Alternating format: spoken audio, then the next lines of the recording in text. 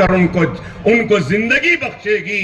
और वो ऐलानात थे और आज का दिन है कि हमारे दवाखाने हैं, हमारे तालीमी इदारे हैं।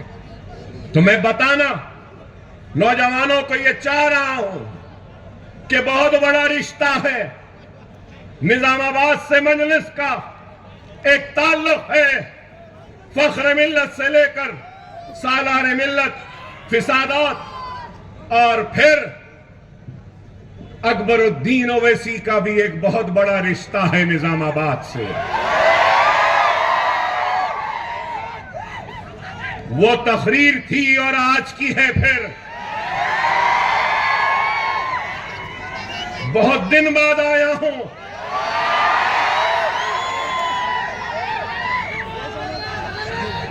मगर अकबरुद्दीन ओवैसी जज्बाती है, बहुत जज्बाती है। और आज मैं अपने जज्बात पे काबू करने की कोशिश कर रहा हूं, अपने अल्फाज को समेट रहा हूं, और जज्बात से मेरा दिल भरा हुआ है और मेरा दिल आज जज्बात में डूबा हुआ है, इसलिए कि मैं अभी तक नहीं भूला हूं कि पुलिस वालों के दरमियान में, जुल्म व ज्यादती के दरमियान में और मेरे ऊपर ज्यादती होती थी, लेकिन ये निजामाबाद के लोग थे जो उस ज्यादती, उस नाइंसाफी में मेरी हिम्मत बांधने के लिए रास्ते में आते थे, खड़े रहते थे। पुलिस की लाठियां बरसी है निजामाबाद के उस वक्त के नौजवानों में, नौजवानों के ऊपर, बुजुर्गों के ऊपर। अरे अकबरुद्दीन ओवैसी तुम्हारा एहसानमंद है, मैं तुम्हारा एहसानमंद हूं। जब सारी दुनिया नफरत कर रही थी तो मेरे अपने मुझसे मोहब्बत कर रहे थे। जब सारी दुनिया खत्म करना चाहती थी, लेकिन मेरे अपने मेरी हिम्मत को बांध रहे थे। मैं नहीं भूल सकता, निजामाबाद का दवाखाना मुझे याद है, निजामाबाद का कोर्ट मुझे याद है, और वहां पे बरसते हुए पुलिस की लाठियां भी मुझे याद है। ऐ अल्लाह, ऐ अल्लाह, मेरे हक में जिसने भी लाठी खाई है मौला, तो उसकी दामन को खुशियों से भर दे, उसके दामन को खुशियों से भर दे, उसके घर में खैर और बरकत अता कर दे, उसकी आल औलाद को नेक और काबिल बना। ऐ अल्लाह, मैं एहसानमंद हूं, मुझे मौका दे दे कि मैं निजामाबाद के लोगों के एहसान को उतार सकूं। ऐ मौला, बहुत बड़ा रिश्ता है, बहुत बड़ा रिश्ता है आपका हमारा, मेरा और आपका। अरे इतने दिन बाद आया हूं और वही मोहब्बत, वही जोश, वही वलवला, वही जुनून। आपकी मोहब्बत को सलाम है, आपके जज्बे को सलाम है, आपके जुनून को सलाम है। अल्लाह आप सबको सलामत रखे, अल्लाह आपके दिलों में जमात की मोहब्बत को कायम व दायम रखे। शख्सियतें आती रहेंगी, जाती रहेंगी, जमात कायम व दायम रहेगी। कल को मैं भी ना रहूं, मगर मेरे भाई, जमात मुझसे नहीं है, मैं जमात से हूं। जमात किसी की मोहताज नहीं है, हम जमात के मोहताज हैं। अल्लाह जिस तरीके से किसी का मोहताज नहीं, अल्लाह किसी का मोहताज नहीं, हम अल्लाह के मोहताज हैं। लोग आते रहे, जाते रहे, फख्र मिल्लत आए, अपना काम करे और चले गए, सालार आए, काम करे और चले गए। कल को असदुद्दीन ओवैसी व अकबरुद्दीन ओवैसी भी चले जाएंगे, अहमद बलाला साहब चले जाएंगे, हम सब चले जाएंगे, लेकिन जमात कायम व दायम रहेगी। जमात को कायम रखो। जमात की अहमियत है, शख्सियतों की अहमियत नहीं है। खुदारा इस बात को समझो। आज क्या हालात हैं मुल्क के, वो आपके सामने है कि किस तरीके से इस मुल्क को मजहब के नाम पर बांटा जा रहा है, किस तरीके से इस मुल्क को आज कमजोर करने की कोशिशें हो रही हैं। आज लोग शायद मेरी इस बात पे एतराज करें कि कमजोर करने की बात, अरे आप बताओ कि अगर मुल्क को, किसी भी मुल्क को कामयाब होना है, ताकतवर होना है और सुपर पावर बनना है, तो इस मुल्क को पहले एक होना जरूरी है। और अगर ये मुल्क एक नहीं होगा, बटा हुआ रहेगा, तो कैसा विकसित भारत बनेगा, कैसे खुशहाल भारत बनेगा, कैसे तरक्की याफ्ता भारत बनेगा, कैसा सुपर पावर भारत बनेगा। अरे आज अगर इस मुल्क को खुशहाल बनाना है, कामयाब बनाना है, तरक्की याफ्ता बनाना है और सुपर पावर बनाना है, तो इस मुल्क के हुक्मरानों की जिम्मेदारी है कि वो मुल्क के हर शहरी को कामयाबी का हिस्सा बनाए, विकसित का हिस्सा बनाए, खुशहाली का हिस्सा बनाए, तरक्की का हिस्सा बनाए। अगर आप मुल्क की सबसे बड़ी अखिलियत को इस मुल्क की कामयाबी, तरक्की, खुशहाली और ताकत का हिस्सा नहीं बनाएंगे, तो ये मुल्क कामयाब कैसे होगा? अगर जवाब है तो दो इसका। तुम हिंदुस्तान की सबसे बड़ी अखिलियत मुसलमान को अलग थलग कर कर इस मुल्क को ताकतवर कैसे बनाओगे? इस मुल्क को विकसित भारत कैसे बनाओगे? इस मुल्क को कामयाब कैसे बनाओगे? लेकिन आज जो लोग इस मुल्क के हुक्मरान बन बैठे हैं और तख्त पर बैठकर फैसले कर रहे हैं और सिर्फ नफरत की बात करते हैं, हिंदू मुसलमान को बांटने की बात। अरे मैं यहां पर किसी को बांटने नहीं आया हूं, मैं तो सबको जोड़ने के लिए आया हूं। मैं ये कहना चाहता हूं कि हिंदुस्तान का शहरी हिंदू भी है, मुसलमान भी है, सिख भी है, ईसाई भी है, पारसी भी है, भगवान को मानने वाला भी है, अल्लाह को मानने वाला भी है, गॉड को मानने वाला भी है, तो किसी को नहीं मानने वाला भी है, तो वो हिंदुस्तान का शहरी है। इस मुल्क पर माथे पे तिलक लगाने वाले का उतना ही हक है जितना सर पे टोपी पहनने वाले का है। ये मुल्क पर जितना नरेंद्र मोदी का हक है, उतना ही अकबरुद्दीन ओवैसी का भी है। ये मुल्क किसी के बाप की जागीर नहीं है। ये मुल्क मेरे बाप की जागीर भी नहीं है। ये मुल्क सबका है। ये मुल्क हमारा भी है, हमारा था, हमारा है, हमारा रहेगा। है ये मुल्क। लेकिन आज ये लोग सिर्फ कहते हैं कि मुल्क इनका है। नहीं है। इस मुल्क के लिए हमने भी कुर्बानियां दी हैं। इस मुल्क के लिए हमने भी अपनी जानों की बाजी लगाई है। इस मुल्क के लिए हम भी सूली पे चढ़े हैं। इस मुल्क के लिए हमने भी कुर्बानियां दी हैं। ये मुल्क किसी एक का नहीं है, ये मुल्क सबका है। लेकिन आज सिर्फ मुल्क में बात होती है तो किसकी? हिंदू मुस्लिम, हिंदू मुस्लिम, हिंदू मुस्लिम, हिंदू मुस्लिम, बस। इस मुल्क का मसला क्या हिंदू और मुसलमान है? वो दीवाने जो सिर्फ हिंदू मुस्लिम करते हैं, उन दीवानों से मैं कहना चाहता हूं, ऐ दीवानों, ऐ अहमकों, ऐ नादानों, ऐ पागलों, ये मुल्क का सबसे बड़ा मसला हिंदू, मुस्लिम, सिख, ईसाई, हर एक का मसला, सबसे बड़ा मसला अगर है तो वो बेरोजगारी का है। सबसे बड़ा मसला है तो महंगाई का है। सबसे बड़ा मसला है तो घरों पे छत नहीं है। सबसे बड़ा मसला है तो साफ पानी नहीं है।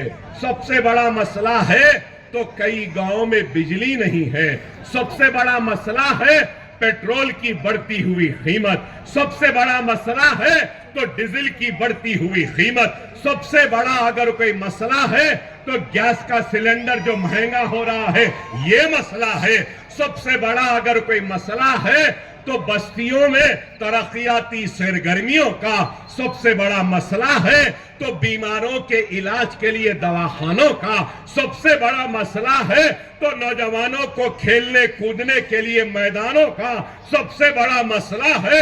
तो बच्चों को पढ़ाने के लिए स्कूल का सबसे बड़ा मसला है। तो स्कूल के बाद कॉलेजेस का सबसे बड़ा मसला है। तो कॉलेजेस और डिग्रियों के बाद नौकरियों का, पोस्ट ग्रेजुएट भी है लेकिन नौकरियां नहीं है। क्या मैं गलत कह रहा हूं? मगर आप बताओ, क्या बीजेपी या मिस्टर मोदी बेरोजगारी की बात करते हैं, घर देने की बात करते हैं, बिजली देने की बात करते हैं, रुपया गिर रहा है, डॉलर उठ रहा है, क्या इसकी बात करते हैं? पेट्रोल डीजल की बात करते हैं, गैस के बढ़ते हुए कीमत को नीचे लाने की बात करते हैं? कुछ नहीं। हिंदू मुस्लिम, हिंदू मुस्लिम, कब्रिस्तान पाकिस्तान, फुला हिंदू मुसलमान, ये वो। अरे भाई आप बताओ क्या है? आज मैं बोलूं तो खराब दिखेगा, मगर आज 100 रुपये में पेट्रोल हो गया। हुआ या नहीं? हो गया। अरे मेरे भाई, 100 रुपये के पेट्रोल में 100% पेट्रोल नहीं है, 100% पेट्रोल भी नहीं है। जैसा चाय में, चाय की केतली में चाय बनाने के लिए पानी भी होता है, चाय में चाय की पत्ती भी होती है चाय में, वैसी कल के चाय वाले ने आज के पेट्रोल में इथेनॉल और मिथेनॉल मिला दिया 15%। आप लोगों के पास फोन है ना, निकाल कर देखो, 15% इथेनॉल मिला हुआ है, 15%। और क्या बोलते हैं, एनवायरनमेंट के लिए इथेनॉल अच्छा है। अरे वो एक अलग बहस है, उस बहस में भी तुमको शिकस्त दूंगा। लेकिन मैं ये बोलना चाह रहा हूं, जब 15% इथेनॉल है तो 100 रुपये का पेट्रोल 85 रुपये में मिलना था ना। सही है या गलत? अरे मैं कह रहा हूं, ये लोग हिंदुस्तान की बात करते हैं, भारत मां की बात करते हैं, भारत की बात करते हैं, लेकिन इनको भारत से मोहब्बत नहीं, भारत मां से मोहब्बत नहीं। इनको मोहब्बत है अपने इख्तिदार से, अपने कुर्सी से और इस मुल्क को लूटने से। ये तो लुटेरे हैं, मैं कहूंगा। हमसे कहते हैं कि ये लोग भगोड़े हैं, हमसे कहते हैं कि ये भड़काऊ भाषण देते हैं, हमसे कहते हैं कि ये बाहर के हैं। अरे हम बाहर के नहीं हैं, हमारी कई नस्लें यहीं पर पैदा हुई, यहीं पे मरी। अरे ये लोग आज बताओ, आप बताइए, क्या मिलावट नहीं है? हर एक चीज में मिलावट, पेट्रोल में मिलावट, डीजल में मिलावट, गैस में मिलावट, चावल में मिलावट, अदरक लहसुन में मिलावट, हर एक चीज में मिलावट। और फिर मिलावट के बावजूद कीमत बढ़ रही। आप बताइए, यही नरेंद्र मोदी जब इख्तिदार पर आए तो डॉलर कितना था और आज क्या है?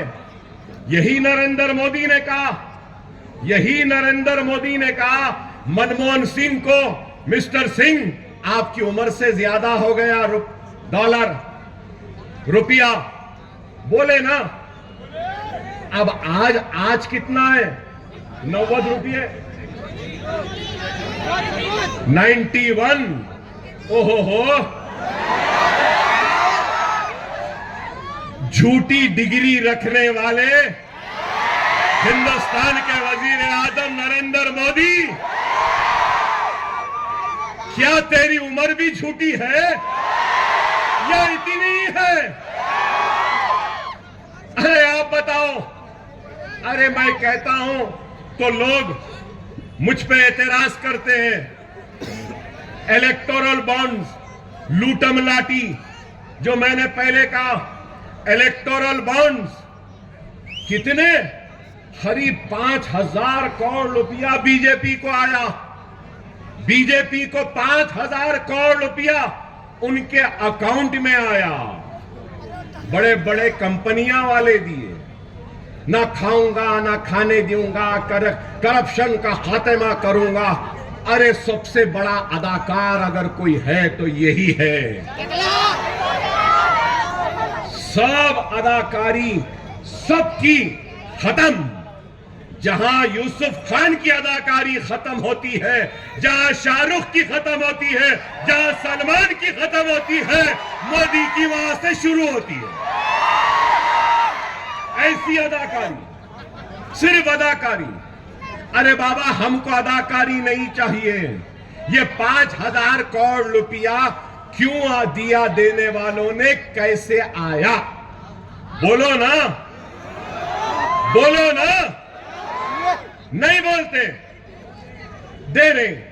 अरे यहां पे भाई भाई को नहीं दे रहा, बेटा बाप को नहीं दे रहा, शोहर बीवी को नहीं दे रही, बहन बहन को नहीं दे रहे, मिस्टर मोदी को दे रहे, बीजेपी को दे रहे। क्या दिए जो ये दे रही? 5,000 करोड़ मिले तो हो सकता है इन्होंने 1 लाख करोड़ रुपया का इनाम, कॉन्ट्रैक्ट, ये रोड, वो रोड, ये बिल्डिंग, ये इरिगेशन, ये डैम, ये घर, ये सीमेंट का कॉन्ट्रैक्ट दिया होगा तो उन्होंने उस कॉन्ट्रैक्ट की खुशी में नजर इनको दी होगी। सही है ना? फिर ईमानदार, फिर ईमानदार, ना खाया ना खाने दूंगा। ऐसा आलम है कि सिर्फ मैं खाऊंगा, हम खाएंगे और कोई नहीं खाना। यह आलम है। और फिर पार्लियामेंट आते ही पार्लियामेंट की सीढ़ी पे माथा, वाह वाह वाह वाह, क्या एक्टिंग थी भाई। और आप देखो, कभी कहते हैं कि बंडी में पकोड़े बना के भी लोग काम कर सकते हैं। बोले या नहीं बोले? क्या ये नहीं बोले?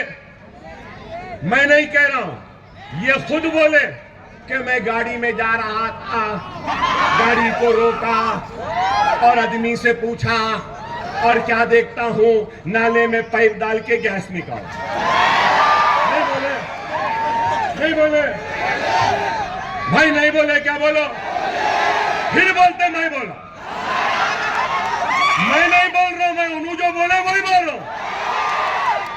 अरे जब नाले में से गैस निकलती हुई मिस्टर मोदी तुमने देखा नाले में से पाइप से गैस निकल रही है, तो मैं पूछना चाहता हूं, अरे मिस्टर मोदी गैस के सिलेंडर को यहाँ से गैस क्यों ला रहे, यहीं से गैस भरो, फ्री बांट दो, दे दो। मेरी माँ बूढ़ी थी, मैं गरीब था, मेरी माँ फूकती थी, लकड़ी में चूल्हा जलाती थी, मेरे माँ के फेफड़े खराब होते थे, मेरी माँ खांसती थी, मुझे देख के वो दर्द हुआ, इसलिए मैं अपनी माँ और बहनों को गैस सिलेंडर दे रहा हूं। यही बोले ना, फिर मैं नहीं बोल रहा हूं, मैं नहीं बोल रहा हूं, ये बोले सोई बात दोहरा रहा हूं। अरे आप बड़ा बताओ, क्या क्या नहीं बोले भाई, इन्हों क्या क्या नहीं बोले। मैं रेलवे स्टेशन पे बंडी पे चाय बेचता था, बोले या नहीं बोले, बोले या नहीं बोले, मैं नहीं बोल रहा हूं, मैं नहीं बोल रहा, उन्होंने जो बोले वही बोल रहा हूं।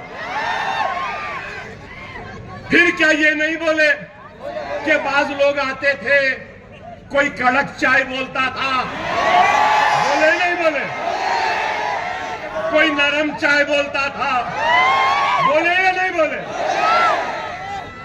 मैं फकीर हूं, बोले नहीं बोले, झोला डाला चले जाऊंगा, बोले नहीं बोले। आप बताओ, अरे भाई वो चाय वाले थे नहीं थे, हमको उससे कोई सरोकार नहीं। आज क्या हो, आज वजीर आजम है, आज वजीर आजम है, तो आप वजीर आजम जैसे बनो, वजीर आजम जैसी बात करो, वजीर आजम जैसे इक़दामात लो, ताकत है, फैसले लेना है। नहीं, मैं चाय वाला था, मैं फकीर हूं, चाय चाय चाय चाय चाय चाय, चाय की केतली, चाय का चुल्ला, चाय की केतली, चाय का चुल्ला, चाय का पानी, चाय की पत्ती, कड़क चाय, नरम चाय, चाय चाय चाय चाय, फकीर हो चला जाऊंगा।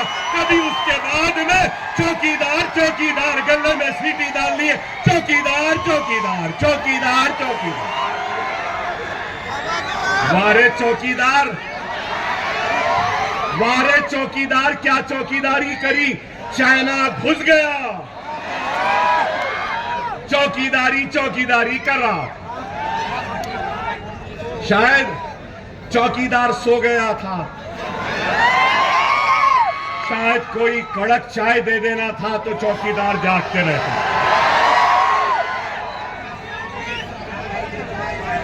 अरे आप बताओ, आज पुलवामा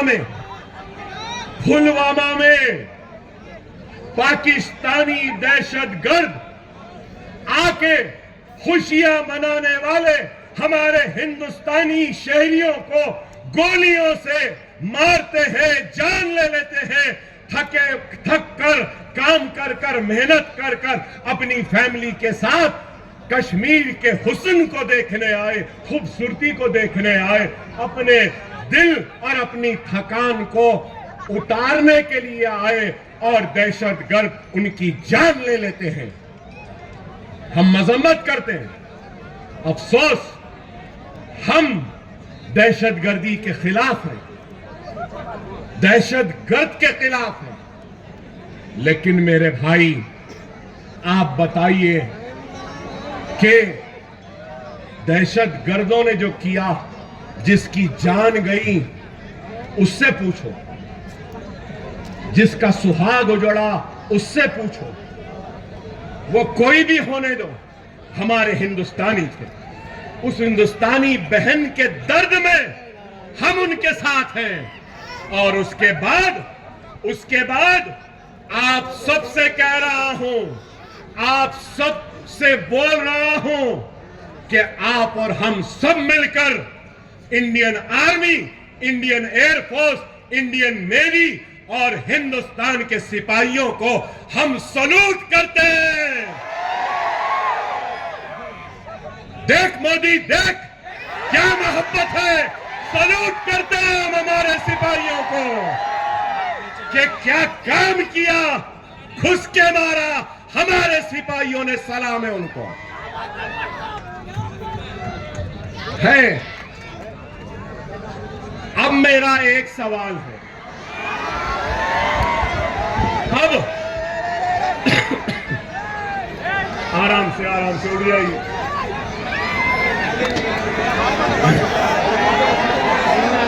सब खैरियत से है ना? है ना?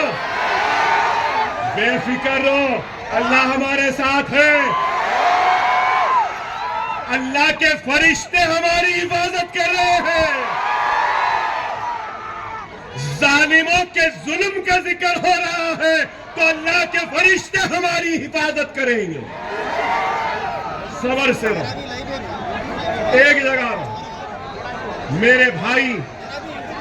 अब मेरा सवाल है मिस्टर मोदी, मेरा मोदी से सवाल है, दहशतगर्द हिंदुस्तान में घुसा कैसा? आपका भी है ना? उसको हथियार कैसा मिले, है ना? अरे क्या ये इंटेलिजेंस की फेलियर नहीं? क्या इंटेलिजेंस की नाकामी नहीं? क्या नरेंद्र मोदी की नाकामी नहीं? क्या अमित शाह होम मिनिस्टर की नाकामी नहीं? अरे अगर अखलाक है, जिम्मेदारी का एहसास है, तो अपनी नाकामी को कबूल करते हुए अमित शाह नरेंद्र मोदी को इस्तीफा दे देना चाहिए। सही है या गलत? मगर कोई नहीं पूछ रहा, कोई नहीं पूछ रहा। लेकिन अकबर ओवैसी मजलिस पूछ रही है और तुझसे मुतालबा करती है।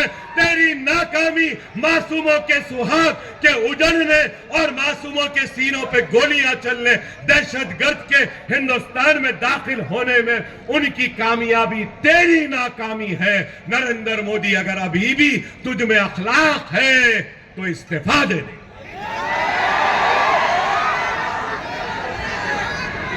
आज तक किसी ने नहीं पूछा।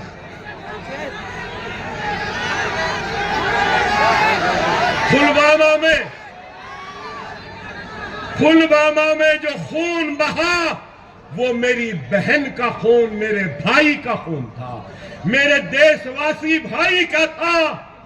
वो चाहे किसी भी मजहब का मानने वाला हो, चाहे हिंदू हो, सिख हो, ईसाई हो, लेकिन इंसान है और वो मेरा भारतीय है, वो इंडियन है, हिंदुस्तानी है, वो मेरा खून है। तुम मेरे खून को अपना नहीं समझते, मगर मैं हर हिंदुस्तानी को अपना खून समझता हूं। यह है हम मुसलमान। देने वालों का नाम है, लेने वालों का नहीं। और आज कह रहा हूं, अगर इस मुल्क को जरूरत पड़ेगी तो अपने सीनों और गर्दनों को भी पेश करेंगे, तो मुसलमान आगे बढ़कर पेश करेंगे, हम नहीं। खुदारा मेरे भाई, समझो इस बात को कि जब से ये आए हैं तो सिर्फ हिंदू मुस्लिम, लव जिहाद, घर वापसी, बीर बैन, अज़ा बैन, ये नाम बदलो, वो नाम बदलो, दाढ़ी के नाम पे मारते हैं, गोश्त के नाम पे मारते हैं, सर पे टोपी ये मारते हैं। अरे आप बताओ क्या है? ये लोग मेरे भाई, मैं भी घड़ी पहनता हूं।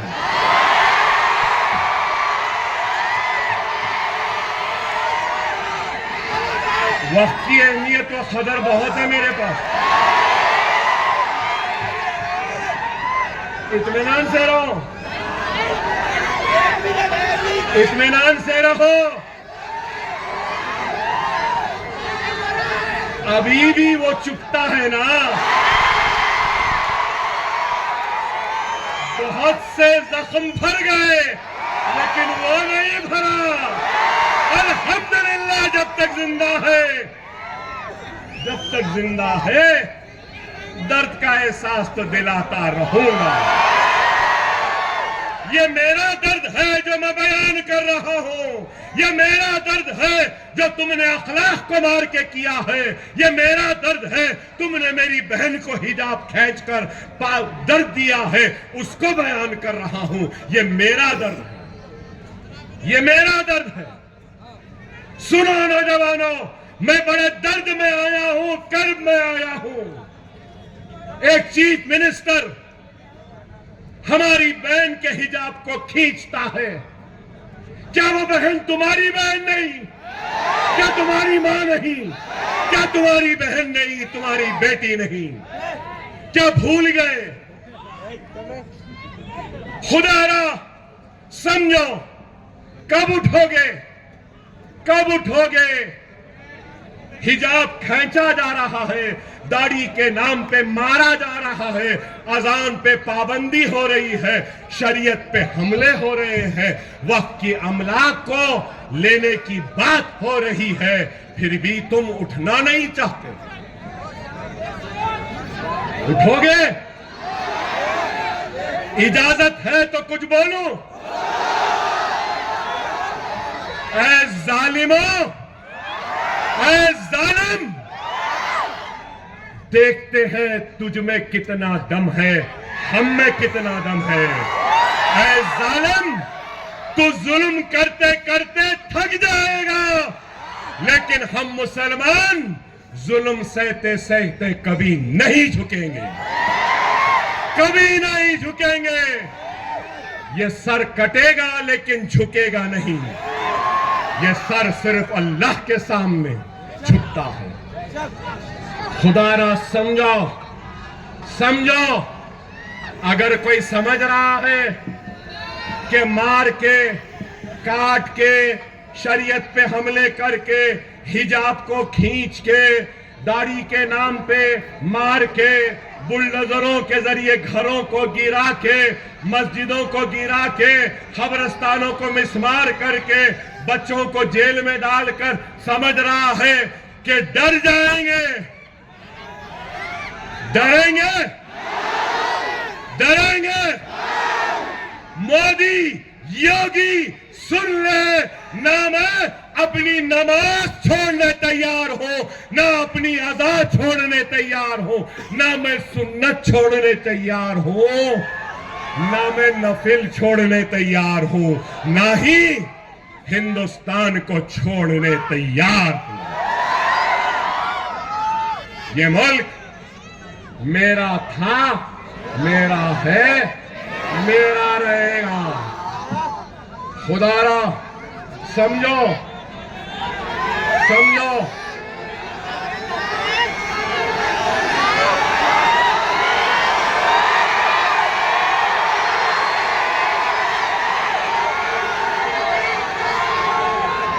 अकबरुद्दीन ओवैसी के जूती के बराबर नहीं है, मेरी जूती के बराबर नहीं है। मैं लौंडों पट्टों की बात नहीं करता हूं, मैं इनकी बाप की बात कर रहा हूं। लौंडों को लाओ।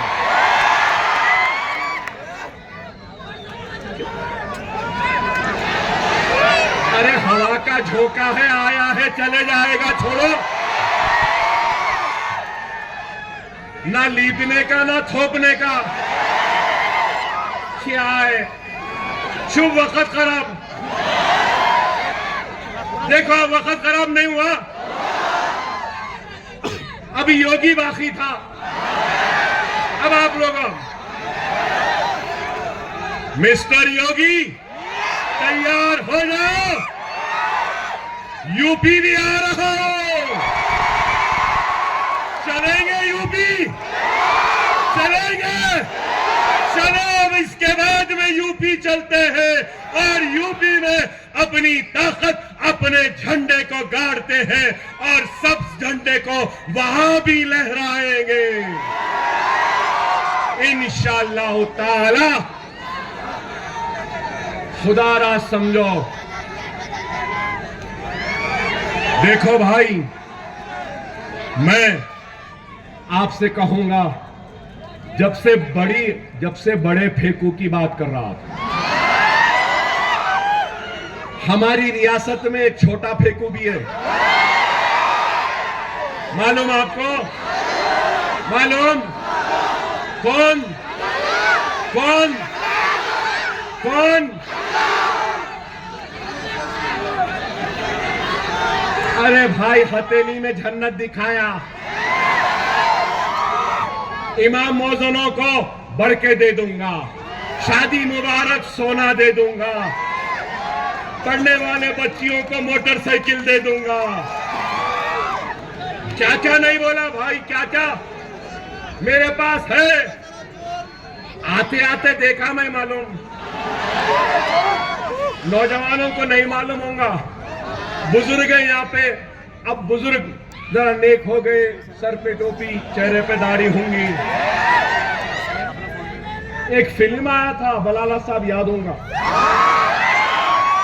मैं तो फिल्मों का शौकीन था, मोदी की एक्टिंग के बाद छोड़ दिया।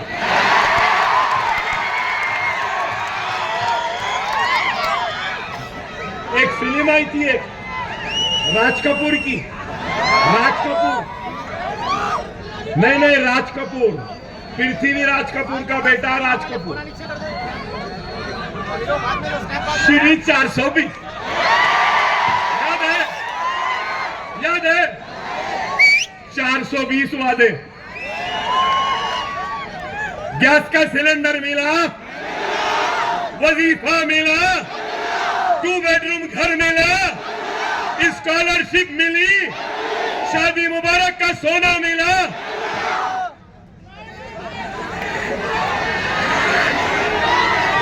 हथेली में जन्नत, ये दे देंगे, वो दे देंगे, ऐसा कर देंगे, वैसा कर देंगे। एक मिला था मैं बड़े कांग्रेस के लीडर से, तो कांग्रेस का लीडर मुझसे क्या बोला मालूम? इलेक्शन से पहले, अरे मियाँ ये सब ऐलाना कर दे रहे। अरे भाई, आना है ना जाना है, ऐलान करने में क्या होना है। फिर मैं मिला उससे, अरे मियाँ, अरे भाई हमारे को खुद ने मालूम कैसा आ गई थी, ये आलम है। अरे आज फिर हर कोई बोलता कि जो चीफ मिनिस्टर है मजलिस उनके करीब हो जाती, बोल रहे ना, जो चीफ मिनिस्टर आया ओवैसी ब्रदर करीब हो जाते। अरे दीवानों, कभी ये तो सोचो, जो चीफ मिनिस्टर आता वो ओवैसी ब्रदर्स के पास क्यों आता? क्यों हमारे पे बोल रहे? ऐ कांग्रेस के गुलामों, ऐ गुलामों, बड़ा पंजा दिख रहा है यहाँ पे। ऐ गुलामों, अगर रेवंत और कांग्रेस करीब नहीं आती तो जुबली हिल्स जीतते थे, बलाला साहब जीतते थे। अरे बाबा, इस वास्ते तो हमारे पास आते हैं। कोई भी रहने दो, रेड्डी रहने दो, राव रहने दो, उसको जरूरी है हमारे पास आना पड़ेगा, इसलिए कि हमारे साथ आपकी ताकत है, हमारे साथ आपकी दुआ है, हमारे साथ आपका इत्तेहाद है। आप नहीं तो हम नहीं, और आप और हम नहीं तो जमात नहीं।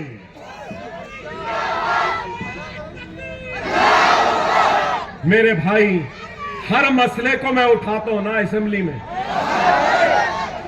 इरिगेशन का रहा उठाता हूं ना, बिजली का, हर मसला उठाता हूं, मगर अपने दिल पे हाथ रख के पूछो कि मुसलमानों का मसला कोई कांग्रेस वाला, कोई बीआरएस वाला उठाता?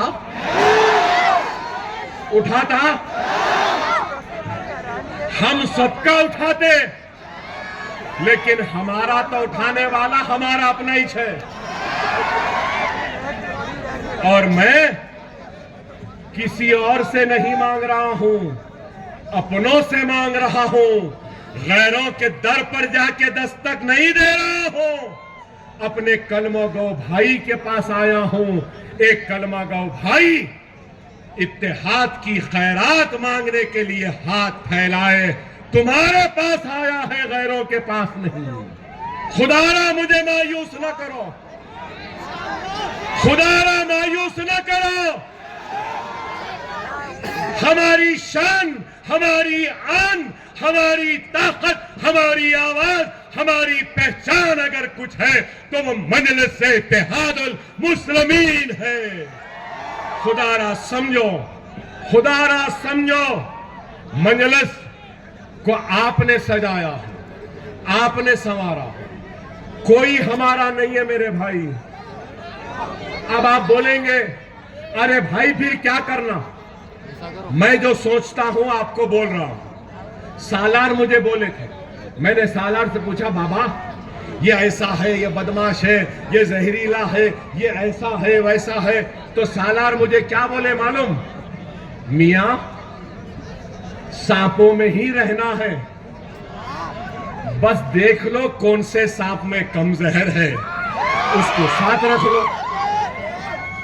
अब हमारा हाल तो ये हो गया है कि इतने सांपा डसे डसे डसे डसे, अब सांप का जहर भी काम नहीं कर रहा है, कुछ नहीं हो रहा है।